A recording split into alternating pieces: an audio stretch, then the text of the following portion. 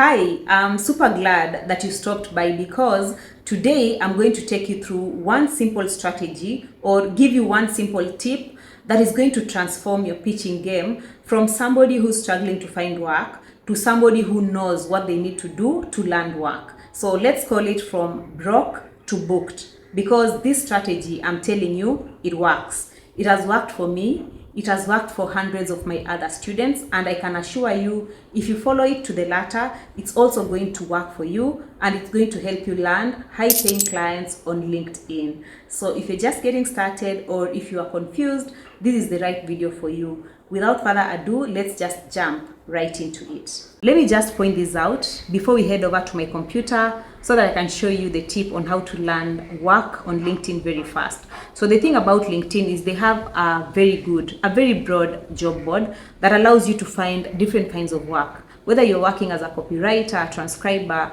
or somebody who does lead generation, web design, any skill that you're offering, you're likely to find work there on the LinkedIn job board. But the problem is when you go there to search for work, let's say something like copywriting. So you go on LinkedIn and search for copywriting jobs. You're going to get tens of thousands of options, which is very good if you ask me. But if you check how long ago that task was posted, you're going to realize that most of the tasks there are 1 hour old, 2 hour old. And you see, if something has stayed on the queue for a very long time, it means that number one, maybe it's already closed. Like for example, if a client publishes something right now and they get 10 applications within an hour, it means that within the hour, the client is probably already interviewing people. So if you go ahead and apply for that work 2 hours later, 3 hours later, what are the chances that this client will even get back to you? For the most part, you're just going to get crickets. And that's not what we want. As somebody who wants to make money online and hopefully grow their business, this can be very discouraging. And that's why I highly recommend that you follow this tip to the latter. So with that said, let's just hop to my computer and I take you through that tip. So we are going to head over to our LinkedIn, and in the search bar, we are to search for the skill that we are trying to sell. Like in my case, I work online as a copywriter or as a content writer. So in the search bar, that's exactly what I should be searching. But if you are working online as a virtual assistant or as a web designer or as somebody who does meta ads or e-commerce specialist, that is exactly what you're supposed to search for here. So let's just search for copywriting because that's what I do. And now here you can see that we have different options up here. We have jobs, posts, groups. In this case, we are interested in jobs. So I'm just going to click on jobs.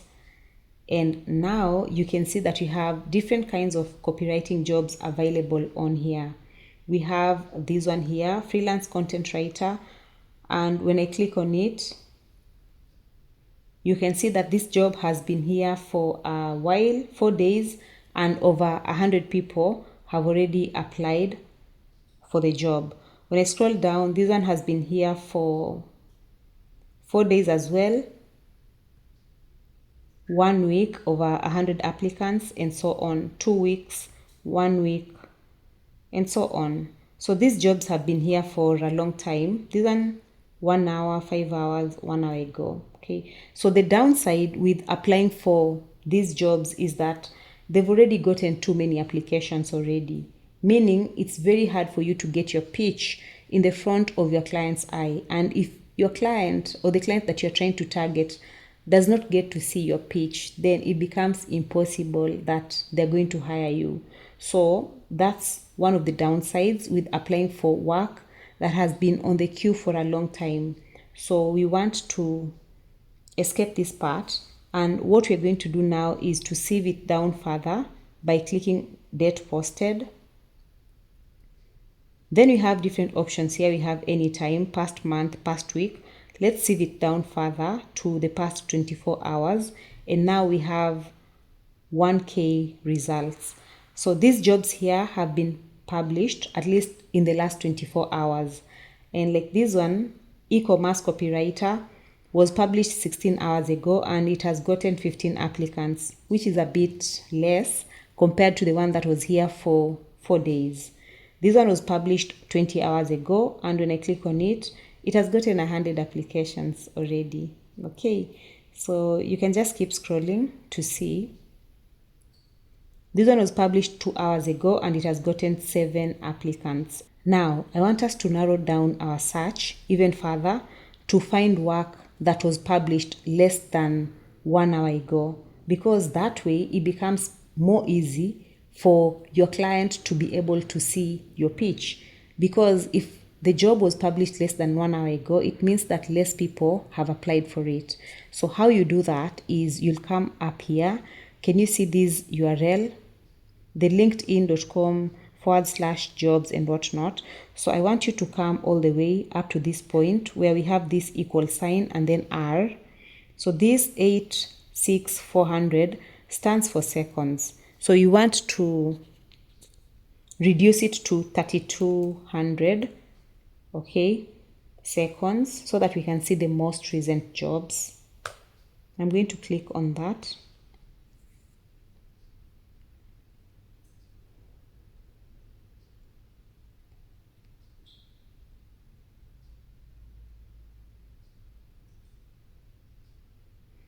And now the jobs that are on here have been published less than 1 hour ago. Like this one was published 57 minutes ago, 41 minutes ago, 49 minutes, 54, 11 minutes, 55 minutes, 4 minutes, 12 minutes, right? 17 minutes, 1 hour ago, and so on, 5 minutes. So I want us to just have a look at the number of applications under these jobs. Like this one, for example, was published 11 minutes ago and it has 0 applicants. This is so good. Imagine if you send your application right now, you'll be the first person to apply for this job. Let's try to look at any other, like this one. This one has 0 applicants as well, and it was published 13 minutes ago. For this one, 0 applicants and it was published 18 minutes ago. 0 applicants 10 minutes ago. 0 applicants 9 minutes ago. 0 applicants 11 minutes ago. Now, when we come back to the left side, you can see that we have 377 results. This is a lot of work for copywriting only. Like when you skim through all these jobs that have been published in the last 24 hours and you're just looking for copywriting, then it's very likely that you'll get something that works for you. And by the way, you don't just have to focus on copywriting. You can also search for content writing and you'll be able to get different other kinds of jobs that have been published with the tag content writing. So that's a lot of work for you to find something that works for you. And also I want you to notice that when I was saving down, my search was specifically for United States. So if you want to broaden your scope, you can also go for Australia, Canada, UK, and any other country that you're interested in to just cast your net wider. And most importantly, if I hadn't mentioned, is remember we are applying for remote positions. So always make sure that you either, number one, narrow down your focus to remote so that you only see options that are for remote, or alternatively, when you are skimming through the results, make sure that you're checking here so that you are only applying for jobs that have been marked as remote. The hybrid option and the in-office option mean that you'll need to go to the office from time to time, especially for the hybrid option. And on-site, it means it's fully a physical position. So for this one, you want to skip it. Another thing is that when you are applying for this work, time is of the essence. Remember, we are racing against time. That's why we are trying to find work that have been published like recently. So make sure that you have your portfolio and your resume ready, even the pitch, so that your work will just be to adjust the pitch a little bit. And I'm going to talk about pitch, resume, and portfolio just after this part. But keep in mind that you need to have them handy so that when you are applying for the jobs, you'll just be doing minor editing to match whatever job you're applying for. So case in point, like this, if this is the work that you want to apply, you're going to click on it very fast. You're going to click apply and then follow the requirements that they're asking for. Okay, so basically check the skills, check whatever, and just go ahead and make your applications. Okay, now this strategy works really well, but only for people who know what they're doing. So let's say you are a content writer or you want to get a content writing client. You honestly need to know how to do content writing, because there's no way a client is going to hire you, even if you are the first person to apply. There's no way a client is going to hire you if you do not know how to do content writing. And I'm just using content writing as an example, partly because I work online as a content writer. So if let's say you're working as somebody who does lead generation, web design, you do data analysis, any skill that you're offering, make sure that you're really good at it, because for the most part, clients are hiring you for what you're bringing on the table, the value that you're bringing on the table. See, when it comes to working online, there is no survival. Clients want to see value. Clients want to work with people who are really good at what they offer. So make sure that you first of all know what you're doing, you have the experience and the knowledge and the professionalism before you go ahead and apply. Next is you need a portfolio, and not just a portfolio, a quality portfolio for that matter. Because you're not just going to go to the client and be like, hey, my name is Olivia, I'm an experienced content writer and I can help you. No. Clients do not want to see that. They want to see real things that you've done, like real-time things that you've done. So for example, if you're working as a web designer or a graphic designer, clients want to see. It's all about show, don't tell. Okay, so if you've worked with clients in the past or you've sat down and created quality samples, this is what you want to present the client with.